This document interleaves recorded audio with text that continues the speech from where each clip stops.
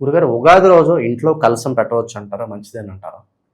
అది కలశారాధన ఏ దేవుడికైనా సరే మనకి మామూలు విగ్రహాలుండి ఆవాహన చేసుకున్న వాళ్ళకి ప్రతి అమావాస్యకి మళ్ళీ దానికి క్లీన్ చేసుకోవటం మనకి అవన్నీ ఉంటాయి, సంప్రోక్షణ చేసుకోవటం అవన్నీ ఉంటాయి గ్రహణాలు వచ్చినప్పుడు. అలా కాకుండా ఉన్నవాళ్ళు కలశారాధన కలశస్య ముఖే విష్ణుర్ కంటే ఋతుమాసధామూలే సత్వవితో బ్రహ్మ మధ్య మాతృగ్రహం పంచపలవాలు వేసి దాని మీద కలశం పెట్టి అక్కడ మనం విగ్రహానికి లేకపోతే ఇప్పుడు మనం లేటెస్ట్ పటాలు పెడుతున్నాం కదా, అలా ఒక కలశానికి ఆరాధన చేసుకుని దానికి అర్చన చేస్తాం.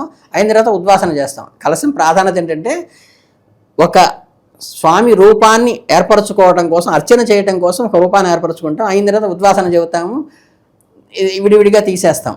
అంతే తప్పితే కలశం యొక్క ప్రాధాన్యత తప్పితే కలశం వేరే ఏం లేదు. ఒక అర్చన చేయడానికి ఒక రూపాన్ని ఆవాహన చేయడం కోసం కలశాన్ని ఉపయోగిస్తాం. గురుగారు ఉగాది రోజు మనం ఎలాంటి మంత్రాలు జపిస్తే మంచిదంటారు? అసలు ఉగాది రోజు ప్రత్యేకంగా మంత్రాలంటూ ఏం లేవండి. మనకేంటంటే ఇప్పుడు బ్రహ్మచారి ఉన్నాడు అనుకోండి, ఆయన గాయత్రి కంపల్సరీ చేయాలి.